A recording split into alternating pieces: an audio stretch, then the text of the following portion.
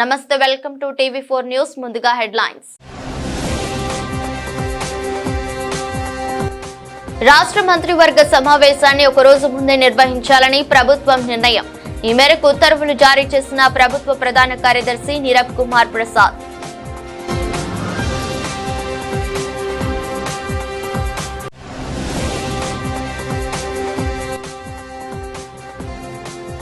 Volunteers association ఆధ్వర్యంలో నిరసన. తమ సమస్యలు పరిష్కరించి పెండింగ్ జీతాలను వెంటనే చెల్లించాలని డిమాండ్.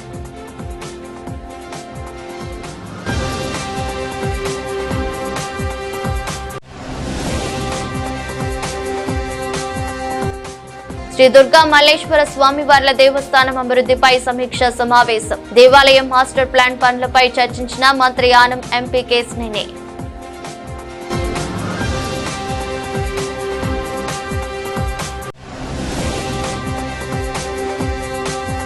గుంటూరు జిల్లా తాడేపల్లి పట్టణం పరిధిలో north sub division DSP Muralikrishna నేతృత్వంలో గార్డెన్ సర్చ్. సరైన పత్రాలు లేని 38 వాహనాలు స్వాధీనం చేసుకున్న పోలీసులు.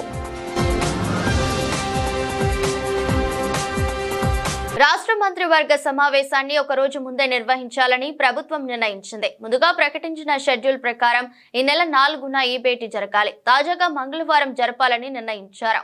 ఈ మేరకు ప్రభుత్వ ప్రధాన కార్యదర్శి నీరబ్ కుమార్ ప్రసాద్ ఆదివారం ఉత్తర్వులు జారీ చేశారు. 3వ తేదీ ఉదయం 11 గంటలకు సచివాలయంలో కేబినెట్ సమావేశం జరుగుతుందని, అధికారులు తమ శాఖలకు సంబంధించిన ప్రతిపాదనలు వెంటనే సిద్ధం చేసి జీఐడీకి పంపించాలని ఆదేశించారు. ఎన్నికల్లో ఇచ్చిన వాగ్దానాల మేరకు వాలంటీర్ సమస్యలను పరిష్కరించాలని వాలంటీర్స్ అసోసియేషన్ రాష్ట్ర ప్రధాన కార్యదర్శి లంకా గోవిందరాజులు కూటమి ప్రభుత్వాన్ని డిమాండ్ చేశారు. వాలంటీర్లపై జీవోల పేరుతో కట్టే సాధింపు చర్యలు మానుకోవాలని ప్రభుత్వానికి విజ్ఞప్తి చేశారు. వాలంటీర్ సమస్యలు పరిష్కరించాలని, పెండింగ్ జీతాలను వెంటనే చెల్లించాలని, వాలంటీర్లను యథావిధిగా కొనసాగించాలంటూ వాలంటీర్స్ అసోసియేషన్ ఆధ్వర్యంలో గుణదల మేరీ మాతకు వినతి పత్రం అందించి నిరసన కార్యక్రమం చేపట్టారు. ఈ కార్యక్రమంలో వాలంటీర్స్ అసోసియేషన్ రాష్ట్ర ప్రధాన కార్యదర్శి లంకా గోవిందరాజులు పాల్గొని మాట్లాడుతూ, అధికారంలోకి వచ్చిన కూటమి ప్రభుత్వం ఎన్నికల్లో ఇచ్చిన వాగ్దానాలను మరచి జీవోల పేరుతో వాలంటీర్లపై కక్ష సాధింపు చర్యలకు పాల్పడుతుందన్నారు.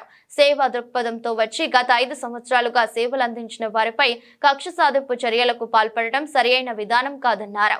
గతంలో రాజీనామాలు చేసిన వారిని జూన్ 3న రిమూవ్ చేశారని, రాజీనామాలు చేయని వారిని నవంబర్ 23న రిజిస్టర్ నుండి తొలగించారని, ఏ జీవో ప్రకారం తొలగించారని ప్రశ్నించారు.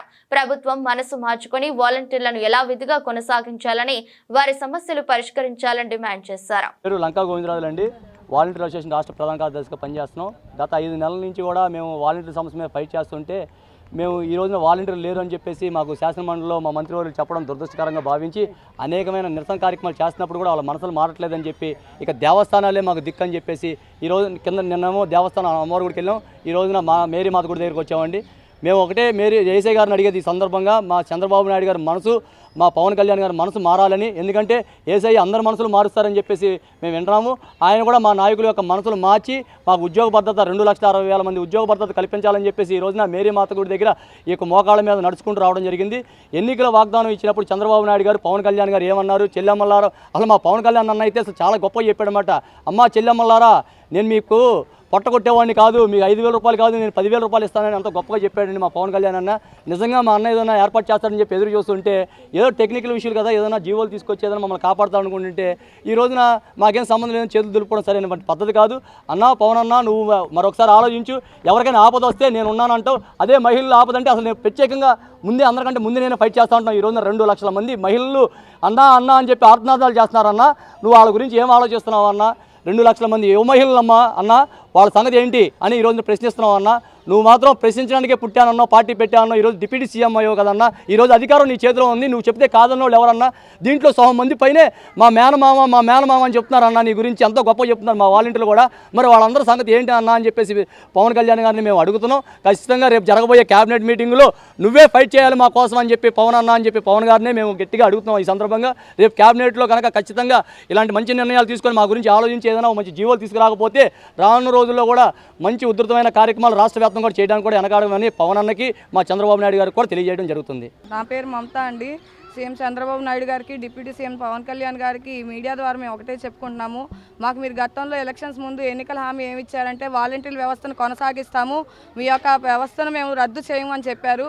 మరి ఇప్పుడు కొత్తగా జీవో లేదని చెప్తున్నారు. మేము ఈ దినం మరి ఒక గుణదల్వ మేరీమాత సమక్షంలో మేము మిమ్మల్ని ఒకటే అడుగుతున్నామండి, మీరు మాకు ఇస్తానన్న వాగ్దానాన్ని నెరవేర్చండి, మాకు ఇస్తానన్న ఉద్యోగాన్ని మాకు దయచేయండి. లేని పక్షంలో మేము దేవస్థానం నుంచి మరి ఏ స్థానానికి వెళ్ళాలని మీరు ఒకసారి ఆలోచించుకోండి.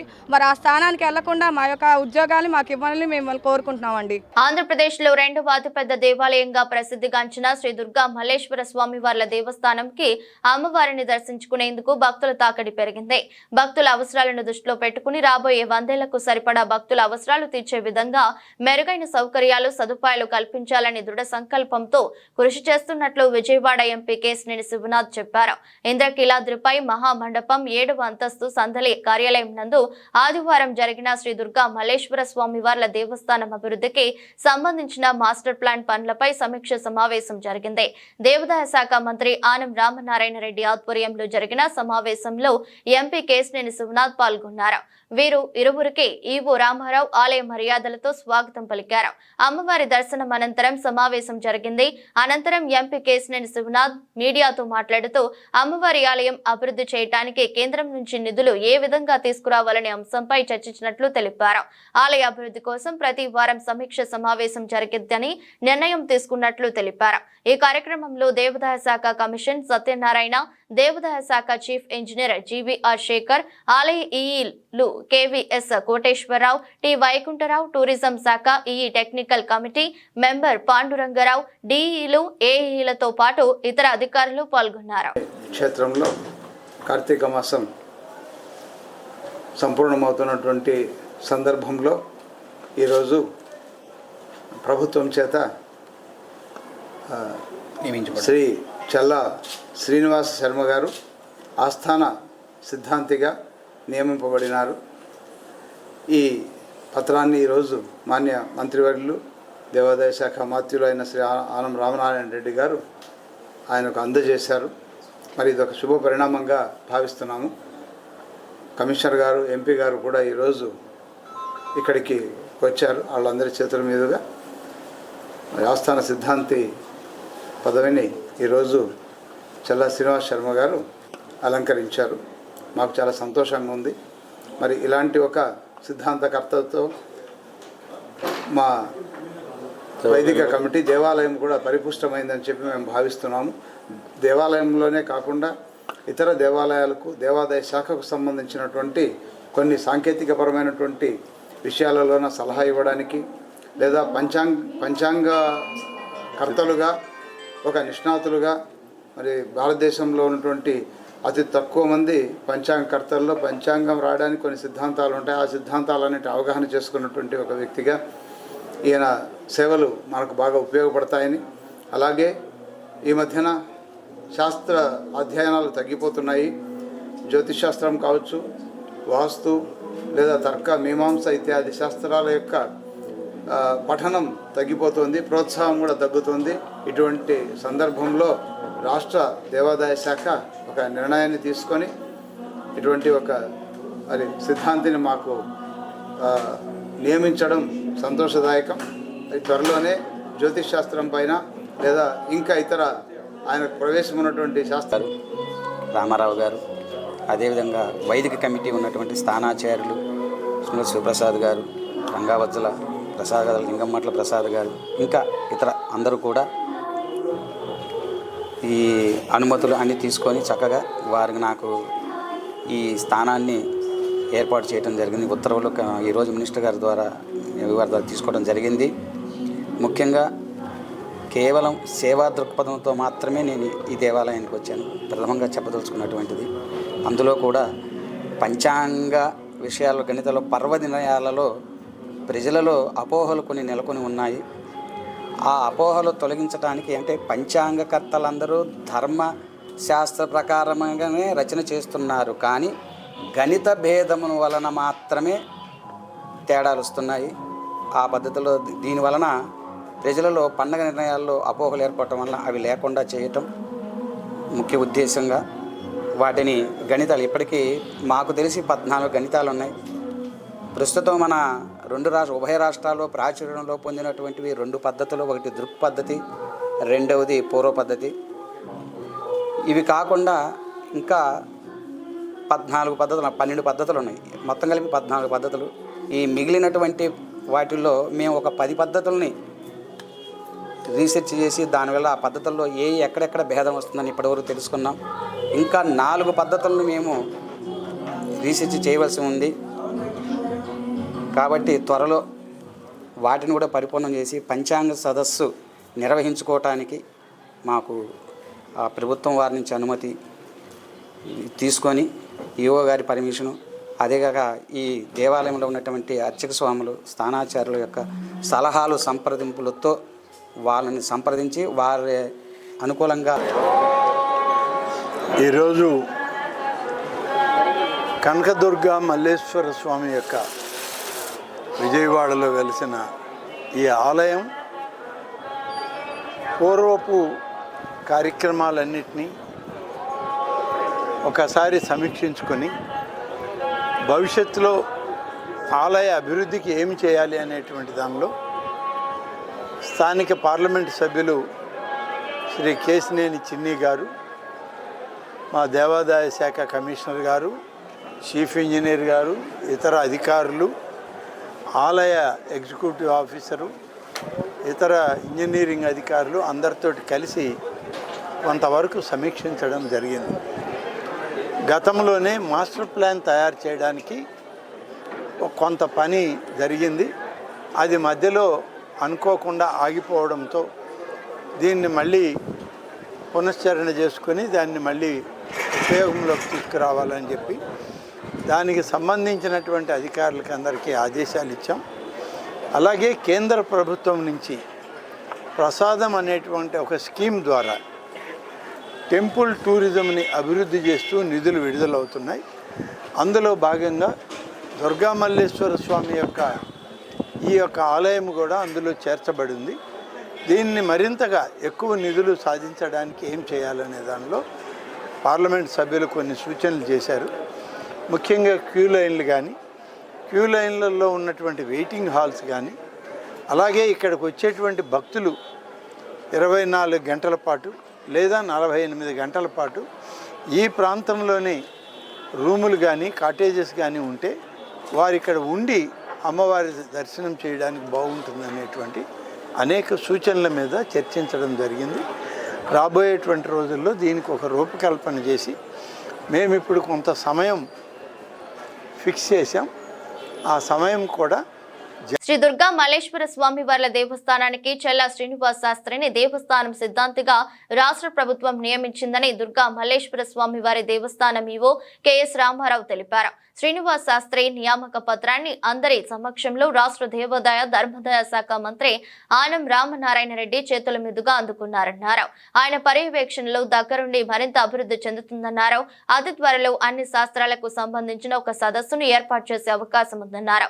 దుర్గగుడి సిద్ధాంతి శ్రీనివాస శాస్త్రి మాట్లాడుతూ అమ్మవారికి రాష్ట్ర ప్రజలకు సేవలు అందించడానికి పదవిని చేపట్టినట్లు తెలిపారు. రైతులు ఎప్పుడు ఏ పంటలు వేయాలి, ఈ పంట వేస్తే అధిక దిగుబడి వస్తుంది, తదితర విషయాలను కూడా వివిధ రకాలైన శాస్త్రాల్లో పొందుపరిచి ఉన్నాయన్నారు. రాష్ట్ర ప్రభుత్వం అనుమతితో వివిధ రకాల శాస్త్రాలపై ఒక సదస్సును ఏర్పాటు చేస్తానన్నారు. కొన్ని సందర్భాల్లో సిద్ధాంతపరమైన అంశాలు ఏర్పడినప్పుడు వాటిని పరిష్కరించడానికి సిద్ధాంత శాస్త్రం అవసరమన్నారు. అమ్మవారి ఆశీస్సులు ఉన్న కారణంగానే తనకు ఈ పదవి లభించిందన్నారు. ఈ పదవిని తనకు కేటాయించడంలో సంపూర్ణ సహకారం అందించిన అందరికీ ఆయన ప్రత్యేక కృతజ్ఞతలు తెలిపారు. దేవస్థానం వైదిక కమిటీ సూచనలు సలహాలు తీసుకుని తన విధులను నిర్వర్తిస్తానన్నారు.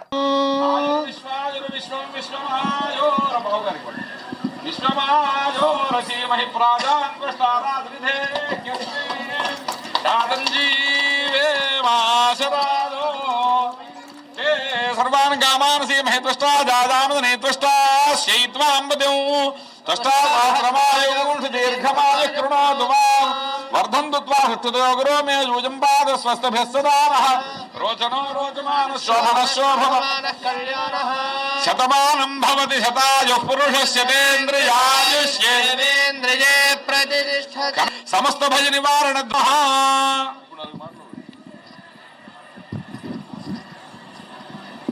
ఎవరి కాలికి పట్టుకో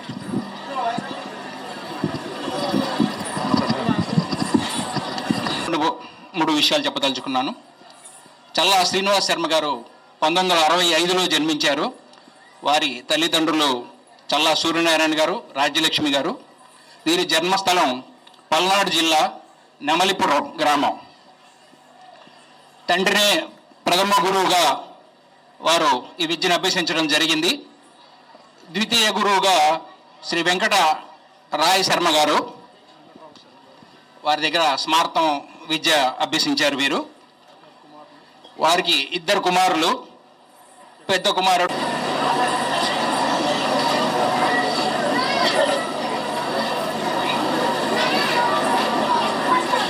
నిరంతరంగా కొనసాగాలని దివ్య అనుగ్రహంతో దేవస్థానం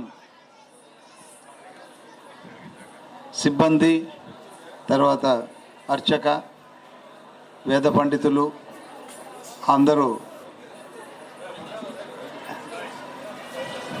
వైదిక కమిటీ సభ్యులు అందరూ కలిసి దేవస్థానాన్ని మా రాష్ట్రంలోనే ఒక ఉన్నతమైన స్థానంలో నిలబెట్టాలా.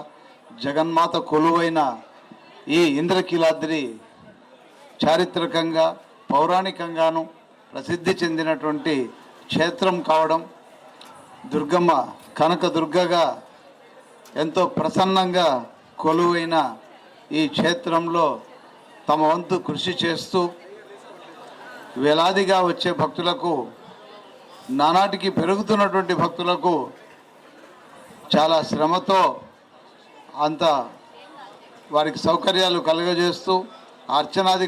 ఏపీలో గత 5 పాటు అక్రమంగా బియ్యం ఎగుమతి చేశారని మంత్రి నాదెండ్ల మనోహర్ ఆరోపించారు. వాస్తవాలు తెలుసుకునేందుకు డిప్యూటీ సీఎం పవన్ కళ్యాణ్ చేసిన ప్రయత్నం గొప్పదని, కాకినాడ పోర్టుపై వస్తున్న ప్రశ్నలకు జగన్ జవాబు చెప్పాలని మంత్రి డిమాండ్ చేశారు. విజయవాడలో నిర్వహించిన మీడియా సమావేశంలో మంత్రి నాదెండ్ల మనోహర్ మాట్లాడుతూ రేషన్ బియ్యం కోసం 12,800 కోట్లు ఖర్చు చేస్తున్నట్లు తెలిపారు. మా ప్రభుత్వం వచ్చాక అక్రమ నిల్వలపై దాడులు చేశామని, కాకినాడలో జూన్ చివరి వారంలో 13 గిడ్డంగుల్లో తనిఖీ చేశామన్నారు. పట్టుకున్న బియ్యంలో 25,000 టన్నుల రేషన్ బియ్యాన్ని గుర్తించామని, ఆయా గిడ్డంగుల యాజమాన్యులపై క్రిమినల్ కేసులు నమోదు చేయాలని తెలిపారు. రేషన్ బియ్యం విషయంలో కాకినాడ పోర్టుపై ప్రత్యేక దృష్టి పెట్టామని, ఈ 5 ఏళ్ల పాటు కాకినాడ పోర్టులోకి ఎవరిని రానివ్వలేదని, మిగతా పోర్టుల కంటే కాకినాడ నుంచి ఎక్కువ ఎగుమతులు ఎందుకు జరిగాయని ప్రశ్నించారు. రాష్ట్ర వ్యాప్తంగా ఆహార ధాన్యాలు అందించాల్సిన ఒక బాధ్యత ప్రభుత్వం పైన ఉంటుంది కాబట్టి ఈ కార్యక్రమాన్ని ప్రజల కోసం అంకిత భావంతో తీసుకెళ్ళడానికి చేస్తున్న ఈ ప్రయత్నం, కూటమి ప్రభుత్వం ఏర్పడిన తర్వాత ఒక మంత్రిగా నేను బాధ్యత తీసుకున్న మొదటి రోజే మొట్టమొదటి తనిఖీ నేను చేసింది మా తెనాలి నియోజకవర్గంలో పౌర సరఫరా శాఖ యొక్క గోడౌన్ని, దాన్ని మండల్ లెవెల్ స్టాకింగ్ పాయింట్ అంటారు. అది అయిన తర్వాత ఇక్కడ విజయవాడ సమీపంలో ఉన్న గొల్లపూడి మండల్ స్టాకింగ్ పాయింట్లో కూడా నేను తనిఖీలు చేశాను. అనేక అవకతవకలు, కొలతల్లో తేడా ఇవన్నీ గుర్తించి ఈ సమస్య కోసం లోతుగా మనం అధ్యయనం చేసుకోవాలనే ఉద్దేశంతో కొంచెం కసరత్తు చేసి జూన్ 28వ తారీఖున కాకినాడలో 13 గోడౌన్స్లో తనిఖీలు చేయడం జరిగింది. ఈ 13 గోడౌన్స్లో ఆ రోజు జరిగిన తనిఖీల్లో 51,427 మెట్రిక్ టన్స్ బియ్యాన్ని ఆ రోజు సీజ్ చేయడం జరిగింది. ఆ 51,427 మెట్రిక్ టన్స్లో పరీక్షల తర్వాత 25,386 మెట్రిక్ టన్స్ పీడిఎస్ రైస్గా నిర్ధారించడం జరిగింది. ఇది ఎట్టి పరిస్థితుల్లో అరికట్టాలి, మార్పు తీసుకురావాలనే ఉద్దేశంతో అక్కడ స్థానికంగా ఉన్న అధికారులతోటి కలెక్టర్ గారి ఆధ్వర్యంలో కమిటీ వేసి జిల్లా ఎస్పీ గారిని అప్రమత్తం చేసి ముందు ఈ 13 కంపెనీల పైన కూడా ఎసెన్షియల్ కమోడిటీస్ యాక్ట్ కింద మా పరిధిలో ఉన్న కేసులే కాకుండా క్రిమినల్ కేసెస్ కూడా నమోదు చేయమని ఆ రోజున ఆదేశాలు జారీ చేయడం జరిగింది. ఈ 13 కంపెనీస్ కూడా గౌరవ హైకోర్టుని ఆశ్రయించి బియ్యం రిలీజ్ చేయమని కోరగా గౌరవ హైకోర్టు గారి ఆదేశాల మేరకు నాన్ పీడిఎస్ రైస్ని ముందు రిలీజ్ చేసి ఏదైతే పీడిఎస్ రైస్ ఉందో దానికి ఎట్టి పరిస్థితుల్లో కూడా బ్యాంక్ గ్యారంటీ ₹43.30 పర్ కిలో చొప్పున కట్టించుకుని గుంటూరు జిల్లా తాడేపల్లి పట్టణ పరిధిలోని డోలాస్ నగర్, ప్రకాష్ నగర్ లో గుంటూరు ఎస్పీ సతీష్ కుమార్ ఆదేశాల మేరకు north sub division DSP Muralikrishna నేతృత్వంలో తాడేపల్లి సీఐ కళ్యాణ్ రాజు మరియు పోలీస్ సిబ్బంది కార్డన్ సెర్చ్ నిర్వహించారు. ఈ సందర్భంగా గుంటూరు జిల్లా అడిషనల్ ఎస్పీ రవికుమార్ మాట్లాడుతూ 100 మంది పోలీస్ సిబ్బంది కార్డన్ సెర్చ్ లో పాల్గొన్నారని తెలిపారు. అలాగే సరైన పత్రాలు లేని 38 వాహనాలు స్వాధీనం చేసుకున్నామని అన్నారు. గంజాయి ప్రత్యేక డ్రైవ్ నిర్వహించాలని ఉన్నతాధికారులు ఆదేశించారు. ఆ దిశగా కూడా మేము అడుగులు వేస్తామని అడిషనల్ ఎస్పీ రవికుమార్ తెలిపారు. అందరికీ నమస్కారం. ఈరోజు ఉన్నతాధికారుల ఆదేశాల మేరకు మన తాడేపల్లి లిమిట్స్లో ఉన్నటువంటి ప్రకాష్ నగర్ అలాగే డోలాస్ నగర్ ఏరియాలో వెహికల్ చెకింగ్ అలాగే కార్డన్ సెర్చ్ ఆపరేషన్ చేయడం జరిగింది. సో ఈ ఆపరేషన్లో దాదాపు 100 మంది సిబ్బంది అధికారులు అంతా పాల్గొనడం జరిగింది. 6 టీములుగా విడిపోయి అందరూ కూడా మొత్తం తనిఖీలు చేపట్టారు. ఇది మనకి సాధారణంగా చేసే తనిఖీల్లో భాగంగానే మనం చేపట్టడం జరిగింది. రాబోయే రోజుల్లో కూడా మనకి ఈ తనిఖీలు అన్ని ప్రాంతాల్లో కూడా ఎక్కడెక్కడైతే మనకి ఇబ్బందికరమైన పరిస్థితులు ఉన్నాయని చెప్పి ఇన్ఫర్మేషన్ ఉంటుందో అటువంటి ప్రాంతాల్లో ఖచ్చితంగా అన్ని ప్రాంతాల్లో చేస్తాము. ఇది కేవలం ప్రజల్ని చైతన్యపరచడానికి అలాగే కొంచెం అవేర్నెస్ తీసుకొచ్చి ఎటువంటి అసాంఘిక కార్యకలాపాలు జరగకుండా నిరోధించడానికి మాత్రమే మనం చేపడుతున్నటువంటి యాక్టివిటీ. సో ఇందులో మనకి 38 వెహికల్స్ వరకు మనకి సీజ్ చేయడం జరిగింది. అందులో 34 వెహికల్స్ వేరే డాక్యుమెంట్స్ లేనివి, అలాగే 4 వెహికల్స్ పూర్తిగా రిజిస్ట్రేషన్ నెంబర్ కూడా లేకుండా మనకి దొరకడం జరిగింది. సో ఇవన్నిటి మీద కూడా తదుపరి చర్యలు తీసుకుంటాము. సో ప్రజలందరికీ కూడా విజ్ఞప్తి చేసేది ఏంటంటే రాబోయే రోజుల్లో కూడా కంప్లీట్గా మనం పోలీస్ అనేది అందరికీ అందుబాటులో ఉంటాము. అలాగే ఎక్కడ కూడా అసాంఘిక కార్యకలాపాలు జరగకుండా కూడా మేము గట్టిగా చర్యలు తీసుకోవడం జరుగుతుంది. ఎస్పెషల్లీ గంజాయి మీద కొంచెం స్పెషల్ డ్రైవ్ చేయమని చెప్పి ఉన్నతాధికారులు మాకు ఆదేశాలు ఇవ్వడం జరిగింది. ఆ దిశగా కూడా గట్టిగా మేము యాక్టివిటీ తీసుకుంటాము. అలాగే మీడియా మిత్రులు కూడా ఉన్నారు, వాళ్ళకి తెలిసిన ఇన్ఫర్మేషన్ మాకు షేర్ చేసినా కూడా ఆ గంజాయి మీద కానీ డ్రగ్స్ మీద కానీ కొంచెం మేము గట్టి చర్యలు తీసుకుని దాన్ని సాధ్యమైనంత వరకు నివారణ లేకపోతే తగ్గించడానికి మేము పోలీసు వాళ్ళు ప్రయత్నం చేస్తాము. సో దీనికి సహకరించాల్సిందిగా ప్రజలను కోరుతున్నాం, అలాగే మీడియా మిత్రులను కూడా కోరుతున్నాం. Thank you. ఈ రోజు జరిగినటువంటి తనిఖీలు ఎక్కడ దొరకలేదు. వెహికల్స్ అయితే మాత్రం దొరికినాయి. ఇంకా క్షుణ్ణంగా తనిఖీ చేస్తాము. మిగతా ప్రాంతాలు కూడా విస్తరిస్తాము, అంత చెకింగ్స్ అని చేస్తాము. ర్యాండమ్గా చేస్తాం, అది కూడా ముందు చెప్పకుండా ఒక పద్ధతి ప్రకారం చేసి రిజల్ట్స్ అనేవి కొంచెం కనబడే విధంగా ప్రయత్నం చేస్తాం. ఈరోజు తనిఖీలు ఫిర్యాదులు అయితే ఏమి మాకు అందుకోలేదు, ఇవ్వలేదు ఎవరు కూడా. ముందు ఏమైనా ఉంటే దాన్ని చూస్తాం. విద్యుత్ ఒప్పందాలు వంటి ఇతర అంశాలను టచ్ చేయకుండా ప్రజా డిమాండ్ మేరకు జగన్ చేసిన 1750 కోట్ల అవినీతిపై ఏసీబీ విచారణకు ఆదేశించడం సముచితమని టీడీపీ సీనియర్ నేత యనమల రామకృష్ణుడు అభిప్రాయపడ్డారు. ఈ వ్యవహారంలో ఏసీబీ విచారణ చట్టపరంగా సాధ్యమవుతుందన్నారు. విద్యుత్ కొనుగోళ్ల కుంభకోణంలో జగన్ కు 1750 కోట్లు ముట్టాయని ఎఫ్బీఐ నివేదిక స్పష్టం చేస్తుంటే ఆయన ఈనాడు ఆంధ్రజ్యోతిలను నిందించడం అర్థరహితమన్నారు. జగన్ పాల్పడిన ఆర్థిక నేరం ప్రపంచవ్యాప్తంగా ప్రచురితమైందన్నారు. ద్విచక్ర వాహనదారులు తమ స్వీయ భద్రత కోసం విధిగా శిరస్త్రాణాలు ధరించాలని సీఐ వెంకటేశ్వర్లు సూచించారు. జగ్గైపేటలో ఆదివారం సాయంత్రం శిరస్త్రాణ వాడకంపై అవగాహన తలపెట్టిన ర్యాలీని ఆయన లాంఛనంగా ప్రారంభించారు. వాహన చోదకులు డ్రైవింగ్ లైసెన్స్ తీసుకోవాలని, లేకపోతే కేసులు నమోదు చేస్తామని హెచ్చరించారు. ట్రాఫిక్ సీఐ నరేష్ పాల్గొన్నారు. నిబంధనలు పాటించని ద్విచక్ర వాహనదారులకు ఆదివారం పోలీస్ స్టేషన్ లో ఆయన కౌన్సిలింగ్ నిర్వహించారు. ఆదానికి బీజేపీకి సంబంధం లేదని బీజేపీ రాష్ట్ర అధ్యక్షురాలు పురంధేశ్వరి చెప్పడం హాస్యాస్పదంగా ఉందని సిపిఐ రాష్ట్ర కార్యదర్శి కె రామకృష్ణ ఎద్దేవా చేశారు. ఈ మేరకు కె రామకృష్ణ నేడొక ప్రకటన విడుదల చేశారు. ఆదానికి బీజేపీకి సంబంధం లేదని బీజేపీ రాష్ట్ర అధ్యక్షురాలు పురంధేశ్వరి చెప్పడాన్ని తీవ్రంగా ఖండిస్తున్నామన్నారు. ఇది ఎవరి చెవుల్లోనూ పువ్వులు పెట్టేందుకు చేస్తున్న వ్యాఖ్యలులా ఉన్నాయన్నారు. నరేంద్ర మోదీ గుజరాత్ ముఖ్యమంత్రిగా ఉన్న నాటి నుండి ఆదాని మోదీల మధ్య సంబంధం బాంధవ్యాలు ఉన్నాయని 2014 పార్లమెంట్ ఎన్నికల్లో ఆదాని విమానంలో నరేంద్ర మోదీ దేశమంతా ప్రచార కార్యక్రమం నిర్వహించారని అన్నారు. రాష్ట్రాన్ని ఆదానికి జగన్మోహన్ రెడ్డి దోచిపెట్టడంలో మోదీ పాత్ర ఉందని అనేది బహిరంగ రహస్యమని వ్యాఖ్యానించారు. రాష్ట్ర బీజేపీ అధ్యక్షురాలు పురంధరేశ్వరి వ్యాఖ్యలను తీవ్రంగా ఖండిస్తా ఉన్నాను. అదానికి బీజేపీకి సంబంధం లేదని చెప్తే ఎవరి చెవుల్లో పూలు పెట్టాలనుకున్నారో ఆమె సమాధానం చెప్పాలి. అసలు ఇప్పుడే కాదు, నరేంద్ర మోడీ గుజరాత్ ముఖ్యమంత్రిగా ఉన్న కాలం నుండి వారిద్దరి మధ్య సంబంధ బాంధవ్యాలు ఉన్నాయి. 2014 పార్లమెంట్ ఎన్నికల్లో ఇదే అదాని గారి విమానంలో నరేంద్ర మోడీ గారు దేశమంతా ప్రచార కార్యక్రమం నిర్వహించారు. మోడీ ప్రైమ్ మినిస్టర్ అయిన తర్వాత మోడీ గారి విమానంలో అదాని గారు వెనక్కి కూర్చొని దేశాలు తిరిగి అగ్రిమెంట్లను చేయించుకుంటా ఉన్నారు. ఆస్ట్రేలియాలో, శ్రీలంకలో, అనేక దేశాల్లో ఆయనకు ఒప్పందాలన్నీ కూడా మోడీ గారే చేయిస్తూ ఉన్నారు.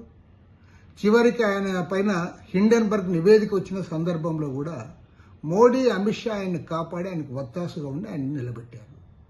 ఇప్పుడు చివరికి అమెరికాలో న్యూయార్క్ ఈస్టర్న్ డిస్ట్రిక్ట్ కోర్టులో ఆయన పైన ఛార్జ్షీట్ ఫైల్ అయిన తర్వాత కూడా, అక్కడ ఎస్ఏఎక్స్ వాళ్ళు చేసిన తర్వాత కూడా ఈ రోజు కూడా చర్య తీసుకోలేకపోతా ఉన్నారు.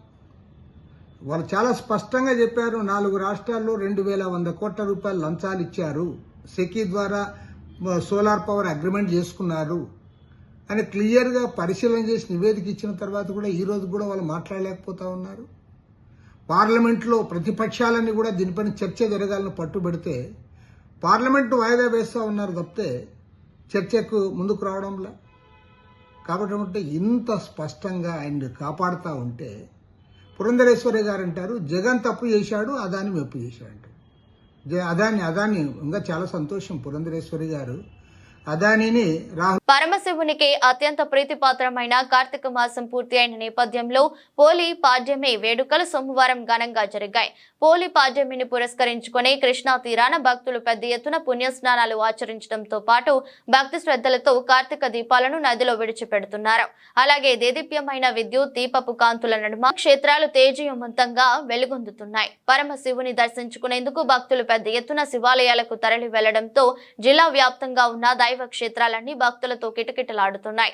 దీపాల వెలుగుల్లో కృష్ణమ్మ కార్తీక మాసం ముగింపుకు మార్గశిర శుద్ధ పాడ్యమిగా పిలుస్తుంటారు. దీనిలో భాగంగా పోలిన స్వర్గానికి పంపడం ఆనవాయితీగా వస్తుంది. భక్తులు నది స్నానం ఆచరించిన తర్వాత ఆవు నేతితో ముంచిన వత్తులను అరటి డబ్బాలలో పెట్టి వెలిగించి నదిలో వదిలేయటం ఈ పూజల్లో భాగంగా ఉంటుంది. వార్తలు ముగించే ముందు మరోసారి హెడ్లైన్స్. రాష్ట్ర మంత్రివర్గ సమావేశాన్ని ఒక రోజు ముందే నిర్వహించాలని ప్రభుత్వం నిర్ణయం. ఈ మేరకు ఉత్తర్వులు జారీ చేసిన ప్రభుత్వ ప్రధాన కార్యదర్శి నీరబ్ కుమార్ ప్రసాద్.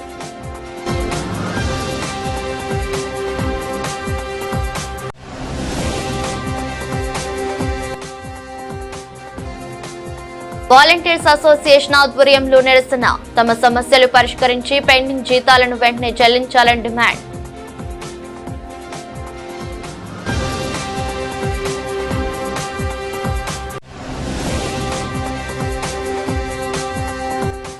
శ్రీ దుర్గా మల్లేశ్వర స్వామివార్ల దేవస్థానం అభివృద్ధిపై సమీక్ష సమావేశం. దేవాలయం మాస్టర్ ప్లాన్ పనులపై చర్చించిన మంత్రి ఆనం, ఎంపీ కేశినేని.